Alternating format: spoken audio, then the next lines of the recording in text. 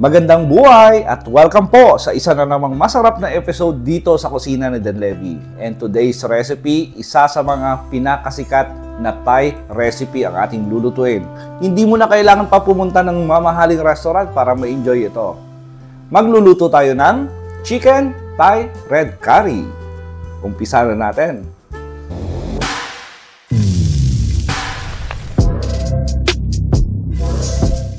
Main ingredients natin, gagamit lang tayo rito ng red curry paste. Ito yung nabibili lang sa mga malalaking supermarket at Thai Choice yung ginamit natin. Prepare muna natin yung mga gulay na gagamitin natin at gagamit tayo rito ng galanggal or tawag nila dito ay Thai ginger. So babalatan lang natin to. Ito yung magbibigay ng napakatapang na aroma at napaka-sharp na lasa doon sa ating red curry. Slice lang natin to. Siguro mga approximately mga nasa 3 to 4 mm.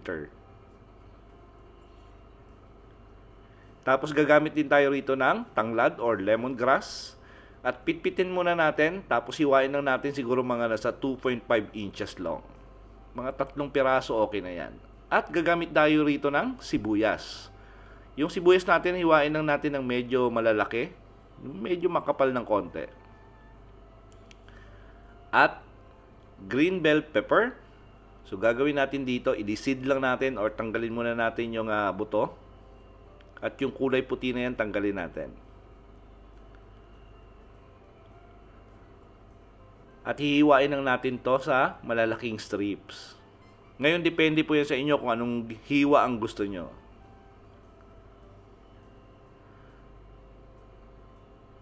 At ganun din yung gagawin natin sa ating red bell pepper. Hiwain natin sa malalaking strips. And by the way, para sa kumpletong listahan ng ating ingredients, sinulat ko po sa description box. At gagamit tayo rito ng basil leaves. Tawag nito sa Tagalog is balanoy. Pag hindi kayo pamilyar, balanoy ang tawag dito. Sa English is basil leaves. So, kuha lang tayo ng mga ilang piraso. Tapos gagawin natin dito ay hihiwain lang natin sa strips para lumabas yung aroma. Ito yung kalimitan yung ginagamit sa mga Italian na recipe, Italian dish. So itabi na muna natin to. At para sa meat natin or sa protein natin, gagamit tayo rito ng chicken breast. Yung iba rito ay gumagamit ng thigh part or boneless na thigh part. Pero tayo gagamit tayo ng chicken breast kasi medyo malinis yung lasa nito. At the same time, mas mabilis siya maluto. Hiwain lang natin ng maninipis, siguro mga approximately mga sa 4 to 5 mm. Or siguro mga 1/4 inch. At maganda yan pag medyo matalim yung kutsilyo nyo para mahiwa nyo talaga ng maayos.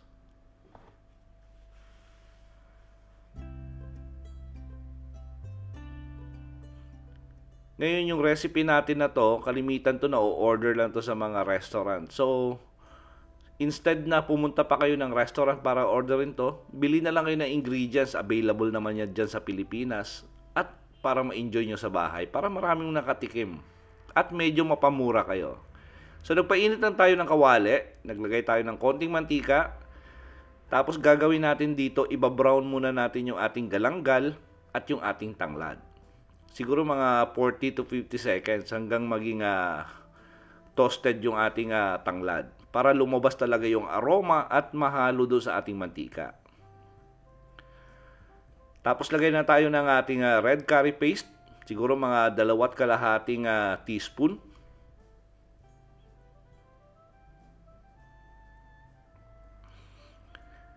Tapos ihaluin natin.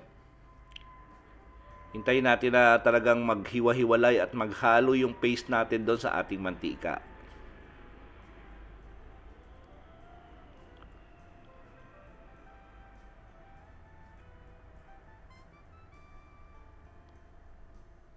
Tapos pag okay na, lagay tayo ng patis. Naglagay ako rito ng mga 1 kutsara. Ngayon, depende po yan sa inyo kung medyo mataas yung alat nyo, dagdagan nyo na lang. Tapos lagay tayo ng chicken stock. Ngayon, kung wala naman kayong chicken stock na nagawa, pwede naman kayong maglagay ng tubig, tapos lagyan nyo ng broth cubes. Either pork or chicken flavor yung ilagay nyo. Hindi pa kumukulo yung ating sabaw, nilagay na natin yung ating chicken breast. Ito yung slice natin ng maninipis. Tapos, simmer lang natin to ng mga 15 minutes para maluto yung ating chicken breast.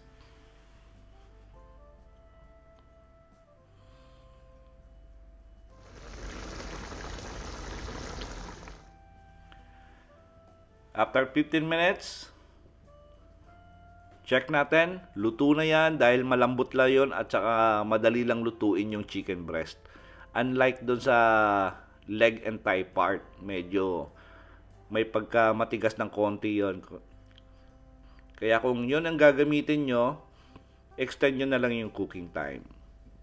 Nilagay na natin yung ating coconut milk or yung gata. Tapos continuous lang natin yung halo. Siguro mga nasa 10 to 15 minutes natin na continuous yung halo hanggang sa lumapot. Wala po tayong nilagay na pampalapot dyan. Talagang kusa lang lalapot yung gata. Dahan-dahan nyo lang pakuluan. Tapos lagay na natin yung ating sliced onion, yung ating red bell pepper, at saka yung green bell pepper. So medyo gusto natin dito sa ating bell peppers, medyo crunchy ng konti.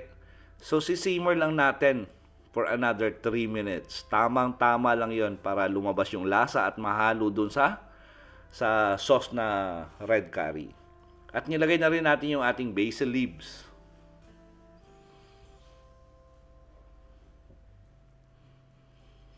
Simmer lang natin for 3 minutes. Tapos pagkatapos niyan, pwede na natin ilagay sa ating serving plate or serving bowl.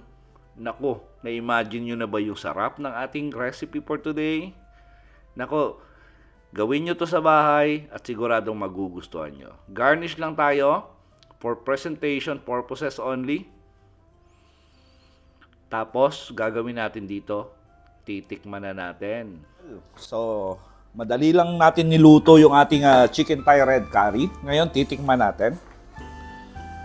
At masarap to pag hindi na overcook yung red bell at saka yung green bell peppers nyo para may crunchy pa ng konti. Tikman muna natin yung sauce.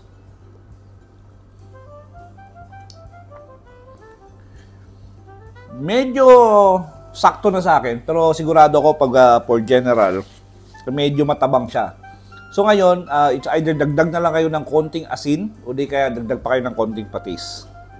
Tapos tikman natin yung chicken. And by the way, bakit chicken breast yung ginamit natin? Una, mas madali siyang lutuin. Pangalawa, malinis yung lasa. Hindi katulad ng thigh at saka leg part. Pag hiniwa mo lang yon at saka pinakuluan mo lang, tapos medyo may konting langsa sa dulo pag kinain mo.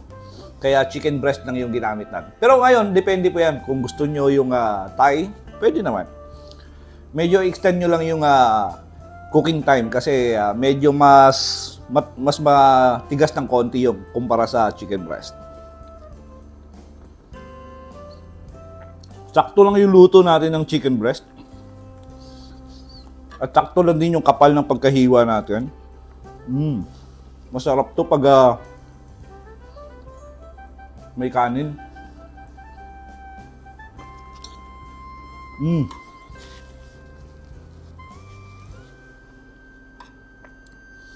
Sa tingin ko, hindi man siya authentic, pero talagang pasok sa lasa nating mga Pinoy.